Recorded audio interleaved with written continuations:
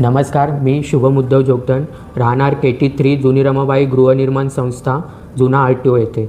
गेले 14 ते 15 वर्ष झाले जुनी रमाबाई गृहनिर्माण संस्था आणि संत नामदेव सोसायटी ह्याच्यातले सुमारे 1200 ते 1300 लोक अजून पण घरापासून वंचित आहेत.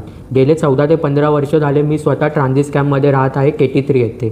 सो आर्यमान डेव्हलपर याने 2014 साली आम्हाला ट्रान्झिट कॅम्पमध्ये स्थलांतर केलं होतं की येणाऱ्या 4-5 वर्षामध्ये बिल्डिंगमध्ये SRAच्या बिल्डिंगमध्ये तुम्हाला रूम भेटेल. पण आज 15 वर्ष उलटले तरी पण आम्हाला रूम नाही भेटले. सो ह्याच तक्रारी घेऊन मी मागच्या वीकमध्ये माननीय आमदार परागभाई शाह यांच्या ऑफिसमध्ये गेलो होतो. ऑफिसमध्ये गेला असता परागभाई शहानी जो आमचा 14 ते 15 वर्ष झाले ट्रान्झिट कॅम्पमध्ये राहण्याचा मुद्दा आहे ह्याचं गांभीर्य लक्षात घेऊन परागभाई शाह यांनी समीर नागडा आर्यमान डेव्हलपर यांना तत्काळ फोन करून बोलवून घेतलं आणि समोरासमोर आमची तिकडे बोलणं झालं. तेव्हा परागभाई शाह यांनी समीर नागडा यांना विचारलं की यांना रूम कधी देणार आहे.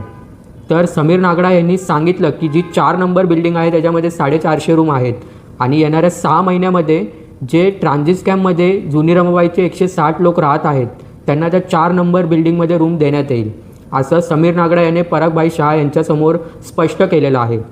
तर जुनी रमाबाईमधील नागरिकांना मला हेच सांगायचं आहे आणि मी हे त्यांना सांगू इच्छितो. त्यांच्या माहितीसाठी मी हा व्हिडिओ बनवतो आहे की जुनी रमाबाई सहकार नगरमधील 160 लोक 14 ते 15 वर्ष झालं ट्रान्झिट कॅम्पमध्ये राहत आहेत. ट्रान्झिट कॅम्पची व्हॅलिडिटी ही 10 वर्ष अगोदरच संपलेली आहे. जीव मुठीत घेऊन लोक ट्रान्झिट कॅम्पमध्ये राहत आहेत. घराची जी छत आहे त्याला गळती लागलेली आहे. घाणीचं साम्राज्य तिथं अक्षरशः पसरलेलं आहे. लिफ्ट महिनोमहिने लिफ्ट बंद असते आणि त्या लिफ्टचं मेंटेनन्स पण नाही आहे. ती लिफ्ट कधी पडेल आणि कोणता अपघात होईल हे सुद्धा सांगता येत नाही. तर माझं माननीय मुख्यमंत्री देवेंद्र फडणवीस, माननीय उपमुख्यमंत्री एकनाथजी शिंदे यांना विनंती आहे की तत्काळ यांनी या प्रोजेक्टमध्ये लक्ष टाकून जे डेव्हलपर आहे समीर नागडा, दर्शन धामी यांच्यावर कारवाई केली पाहिजे. कारण की 14 ते 15 वर्ष झाले लोक घरापासून वंचित आहे तरी अजून यांनी लोकांना आश्वासन पण देत नाही आहेत की कधी बिल्डिंग देणार आहे. आणि परागभाई शाह यांनी जो इनिशिएटिव्ह घेतला आहे त्यांनी जे लोकांचे प्रॉब्लेम्स आहेत ते समजून घेतले आणि दर्शन आणि समीर नागडा यांच्यापासून आपल्याला कसे रूम भेटतील ह्याच्यासाठी परागभाई शाह यांनी जे इनिशिएटिव्ह घेतलं त्याच्यासाठी त्यांचे मनापासून मी आभार मानतो.